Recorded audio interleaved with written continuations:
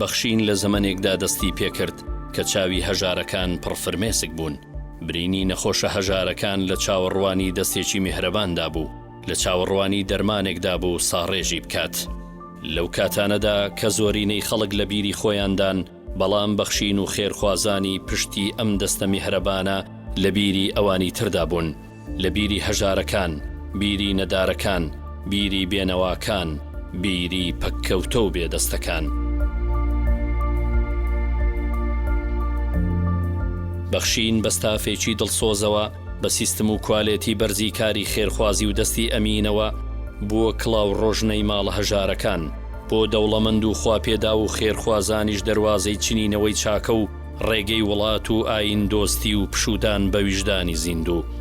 بەخشین پاژە و ماوە زۆرە ئیتر پێویستی بە ناساندن نەما، خۆی بووە ناو و خۆشی ناوەرۆک، بە جۆرێک کە دەڵێیت بەخشین واتە ئەو وێزگەی هەژارەکان تێیدا پشوو دەدەن، ئەو تیمارگەی زامی نەخۆشە هەژارەکان ساڕێژ دەکا،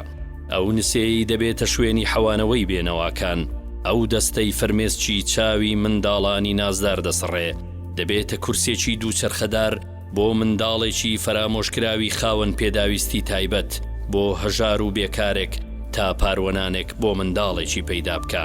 ئێستا بەخشین خۆی ناوە و خۆشی ناوەرۆک، بەخشین و دەستە خێرخوازەکانی پشتی بوونەتە ڕەمزی بەخشندەی و میهرەبانی. بەخشین بەردەوامە، مادەم خێرۆمەندان و خێرخوازانی بەردەوامن، هەر ساڵێک چرایەکی نوێ لە دڵی سەدان ماڵە هەژاردا هەڵدەکات. بەخشین و خێرۆمەندان و چاکەکانی بەخشەری بەخشین خامۆش نابن، گەشاوە دەبن، چونکە بەڵێنی خوایە هەر کەس چاوی لە هەژاران بێ خوش چاوی لێتی، هەر کەس بەهانای هەژارانەوە بچێ خوا بەهانایەوە دەچێ. ئایا خوا بۆ هەمومان بەس نییە؟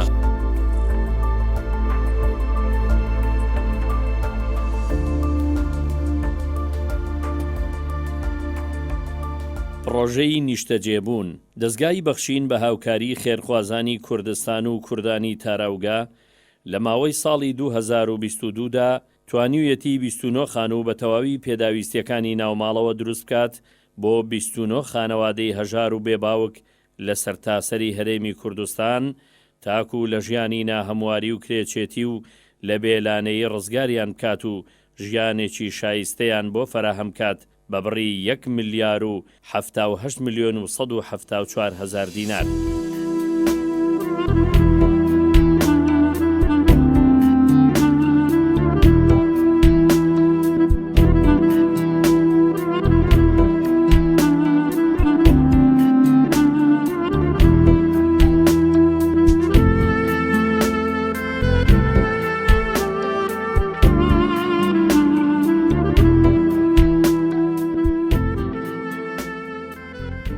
ڕۆژەی دیاری سەبەتەی خۆراک. لەگەڵ گرانبوونی بژێوی ڕۆژانە و بەرزبوونەوەی ڕێژەی بێکاری بە هاوکاری خێرخوازان لە ماوەی ساڵی 2022دا دەستگای بەخشین توانیویەتی بە هاوکاری خێرخوازان 6,960 سەبەتەی خۆراک بە بڕی 250,280,000 دینار دابەش بکات بەسەر هەژاران و نەداراندا.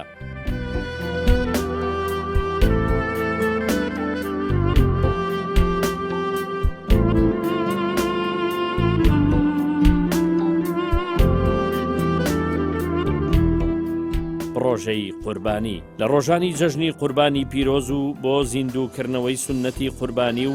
بە هاوکاری خێرخوازان بەخشین لە ڕۆژانی جەژنی قوربانی پیرۆزدا لە ساڵی 2022 635 سەر ئاژەڵی گەورە و بچووکی بە بڕی 258,754,000 دینار کردە قوربانی و دابەشی کرد بەسەر خێزانی هەژار و بێباوک و خاوەن پێداویستی تایبەت.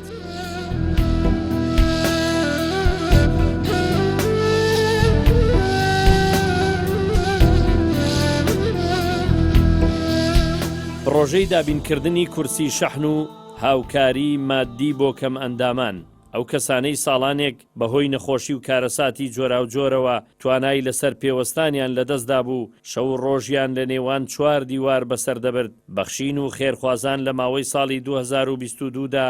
47 کورسی شەحنیان بە بڕی 63,753,000 دینار بۆ 47 خاوەن پێداویستی تایبەت دابین کرد.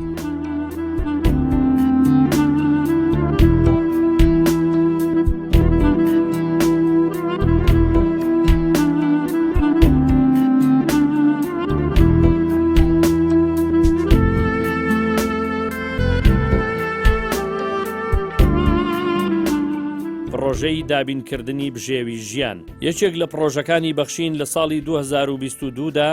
بریتی بوو لە دابینکردنی 6 ماتۆڕی سێچەرخی بار بە بڕی 13,232,000 دینار دابینی کرد بۆ 6 خێزانی هەژار تاوەکو ببێتە سەرچاوەی بژێوی ژیانیان.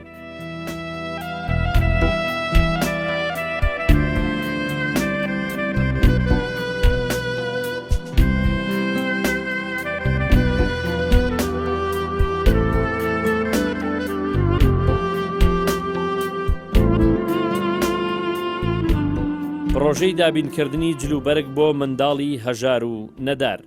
بەخشین لە کاتی جەژنەکان و پرۆسەی دەستپێکردنەوەی خوێندندا بە هاوکاری خێرخوازان لە ماوەی ساڵی 2022دا هەستا بە دابینکردنی جلوبەرگ بۆ 2467 منداڵی بێباوک و هەژار و نەدار بە بڕی 27,330,000 دینار.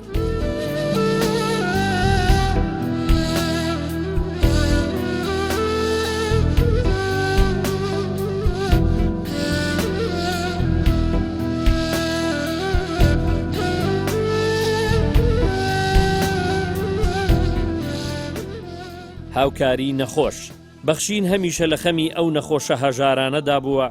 کە توانای چارەسەری نەخۆشیەکانیان نەبووە و ژیانیان لە لێواری مەرگدا بووە بۆیە چەندین نەشتەرگەری جۆرا و جۆری لە ناوەوەی کوردستان و دەرەوە ئەنجام داوە بۆ 799 نەخۆش بە بڕی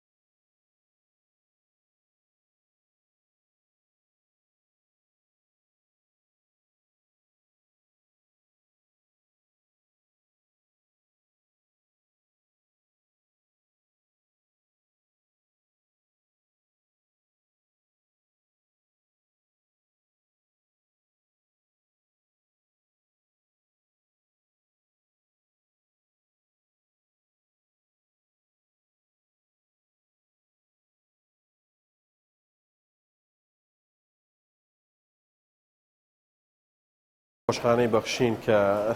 بەبەراورد نرخەکانمان بە نەخۆشخانە و سنتەرەکانی تر لە دەرەوە زۆر هەرزانترەوە تەکیدی سەرەکیمان لەسەر کوالێتیە ئەمەش سواز بۆخوا کە لە ماوەی ساڵانی ڕابردوودا نەخۆشخانەی بەخشین سەلماندوویەتی کە کوالێتی بەرز و نرخی هەرزان بۆتە ناسنامەی بۆیە ئێمە ڕۆژانە لە نەخۆشخانەی بەخشین سەدان نەخۆش لە خەڵکی فەقیر و کەم دەرامەت سەردانی نەخۆشخانەی بەخشین دەکەن بۆ ئێمە ڕۆژانە لە نەخۆشخانەی بەخشین سەدان نەخۆش لە خەڵکی فەقیر و هەژار و کەم دەرامەت کە سەردانی ئەم شوێنە دەکەن ئێمە وەکو نەخۆشخانەی بەخشین بە حکمەوەی کە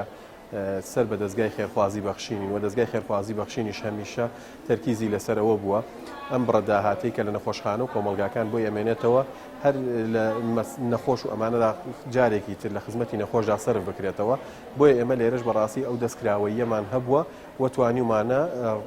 ڕۆژانە هاوکاری ئەو خەڵکانە بکەین کە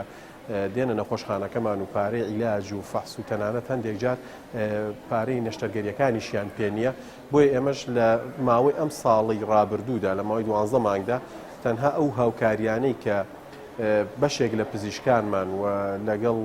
سەرجەم بەشەکان و کارگەری نەخۆشخانە هاوکاری خەڵکی فەقیر و هەژار و کەم دەرامەت کراوە حدودی 163 ملیۆن و 1950 دینار هاوکاری کراوە لە ماوەی ئەم 12 مانگەدا و بەشێکی تری ئەو هاوکاریانەی ئێمە کە تایبەت بوو بە ئەو نەخۆشانەی کە سەردانی نەخۆشخانە دەکەن و لە بەشی نەشتەرگەری و هیچ بڕەپارەیەکیان پێ نەبووە تەنانەت هەتا هەبووە نەخۆشە بۆ بەبێ بەرامبەر نەشتەرگەریشی بۆ کراوە کە ئەمەش بەشێکی پارەی پزیشک و ستافی نەشتەرگەری بۆ بەشێکی بە هاوکاریەکانی نەخۆشخانە و کار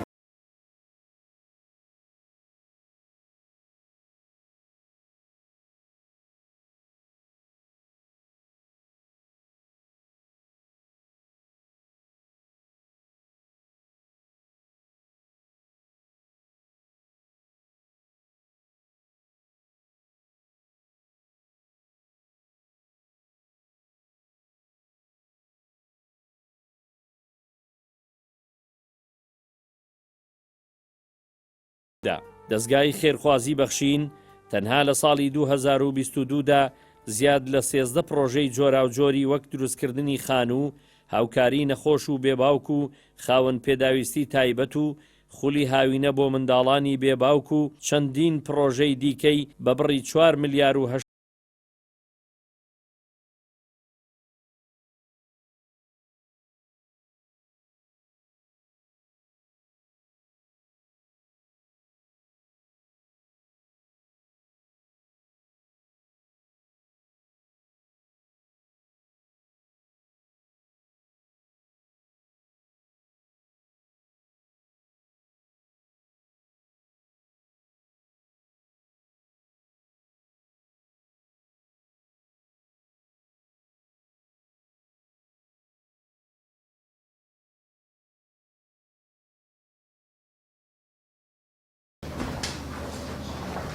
دەستگای خێرخوازی بەخشین بەشی بێباوکان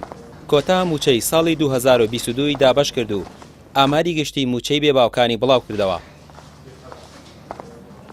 ئەم بەشە لە دەستگای خێرخوازی بەخشین لە ساڵی 2009 کراوەتەوە. لەو کاتەوە تا ئێستا بڕی 6 ملیار و 314 ملیۆن و 258 هزار دیناری بەسەر خێزانەکاندا دابەش کردووە. تەنها ئەم ساڵیش بڕی 2 ملیار و 586 ملیۆن و 86 هزار دینار موچەی ماگانەی بەسەر 1082 منداڵی بێباوکدا دابەش کردووە. ئەوەی کە تا ئێستا ئێمە کردومانە ئەم چەند ساڵە لەم بەشی بێباوکانەدا لە ساڵی 2009 تاوەکو ئێستا 6 ملیار و 314 هزار و 258 هزار دینار بە پارەی نەقدینە دراوە بە موچەی ساڵەکە بۆ ئەم منداڵە بێباوکانە کە کۆکەی ئەکاتە ئەوەنەوە لە ساڵی 2009 تاوەکو ئێستا هاوکاری مادی توانیمانە کە 927 ملیۆن و 748 هزار دینار بە پارەی نەختینە بین بەو ماڵانەی کە بێباوکن و یارمەتیمان ناون و پاشانیش لە ماوەی ئەم 9 ساڵەدا چەند خانوویەکمان دروست کردووە کە بە وەکو نمونە ئێڵێم تەنها ساڵی 2022 ئێمە ئەم ساڵ کە تایان ئێستا چەند ڕۆژێکمان ماوە لەم ساڵەدا 14 خانومان دروست کردووە بۆ منداڵانی بێباوک و لە ساڵی 2009 تاوەکو ئێستا زۆر جار خولی درومانمان کردوەوە بۆ ئەو دایکانەی کەوا منداڵی بێباوکیانەیە بۆ ئەوەی فێری میهنەیەک بن بۆ خۆیان دەست ڕەنگیر من بژێوی ژیانیان دابین بکەن تا ئێستا بۆ 447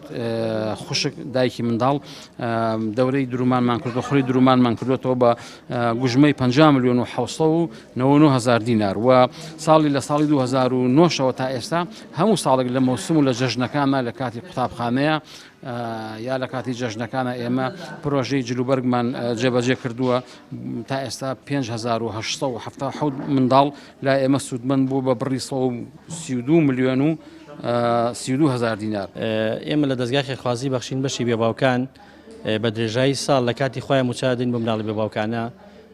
زۆر دەستخۆشیمان هەیە لە خێرخوازان کە بەدەممانەوە بێن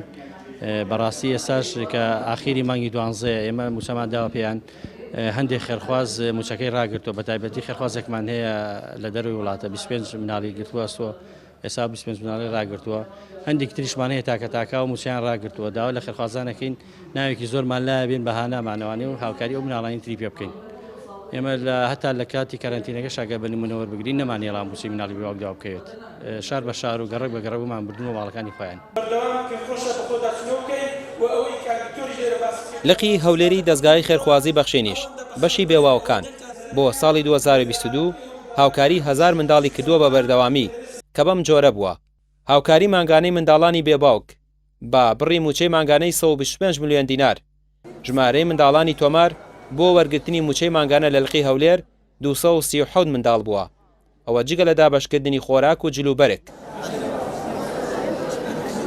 تەنها شاری هەولێر ئەگە من باسی بکەم 327 منداڵی بێباوک خێزان کە ئێستا کە لەم هۆڵی وادایان بینین و ئەمڕۆ کە ئێمە هەڵساوین بە دابشکردنی موچە بە سەریاندا و جگە لە موچە دیارێمەوەکو دەستگای خێرخوازی بەخشین هەر کاتێک کە لەلایەن خێرخوازان ئەگە گۆشت بێ شیرینی بێ یاخود کە ئەمڕۆ کە ئێمە بۆ هەر خانەوادەیەک دیارە 4 کیلۆ خورمادان دراوە بە سەریاندا دابش دەکەین دیارێمە ئەگەر تەنها باسی ئۆفیسی هەولێر بکەین کە بەشی بێباوکان تەنها لە ماوەی 12 مان کە ئەمڕۆ موچەی مانجی 12 دابش دەکەین زیاتر لە 600 ملیۆن دیناریمان دابش کردووە بەسەر هەزاران منداڵی بێباوک دەکە مانگانە 327 منداڵی بێباوک لە خۆ دەگرێت لە ڕانیە و چەمچەماڵ و چەند شارێکی دیکە هاوکاری مانگانی منداڵانی بێباو کراوە لە سنووری چەمچەماڵ بۆ ساڵی 2022 100 منداڵ لەلایەن خێرخوازانەوە بە بڕی 12 ملیۆن و 200 هەزار دینار بۆ هەر 12 مانگەکەی کەفالەت کراون کە موچە و پێداویستی خواردنی مانگانەشیان لەگەڵدا پێدراوە نووسینگەی ڕانیەش مانگانە بەبێ دواکەوتن 64 منداڵی هاوکاری کردووە بە بڕی 6 ملیۆن و 687 هەزار دینار بۆ هەر مانگێک و کۆی ساڵەکەش 8 ملیۆن و 244 هەزار دینار بووە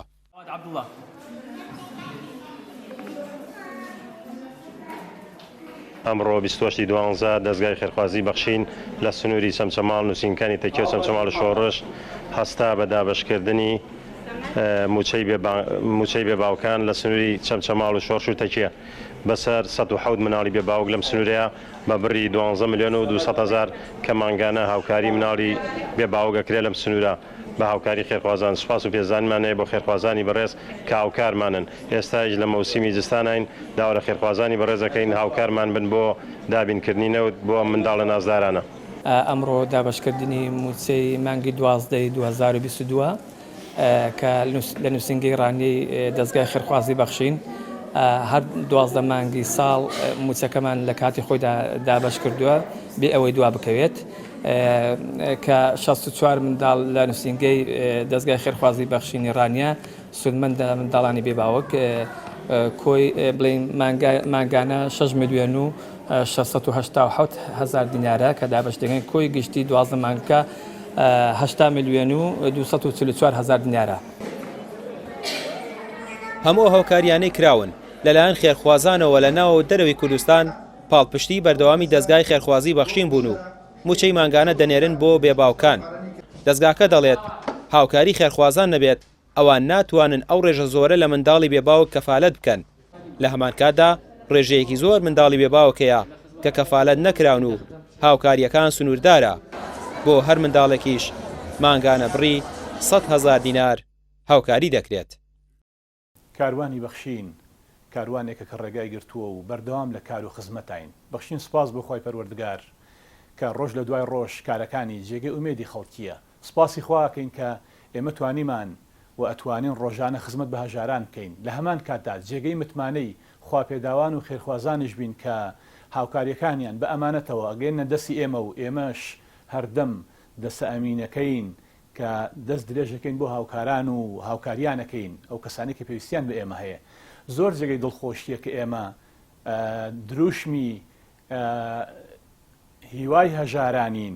و لە سلکی تەندروستیمانە لای ئێمە دڵنیاتریمان بەرز کردوتەوە بە دڵنیاییەوە لە هەردوو مەژالەکە داتوانیمانە خزمەتێکی گەورە بکەین سپاسی خواکەین یەکەم جار پاشان سپاس بۆ سەرجەم ئەو خێرخوازانەی کە دوای خوا بوونەتە مایەی بەرەو پێشبردننی کار و ئیشەکانی بەخشین. کار و ئیشەکانی بەخشین لە ماوەی ئەگەر بە ئەزمون باسی بکەین لە ماوەی تەنها ساڵی 2022دا توانیمانە لەو ساڵەیە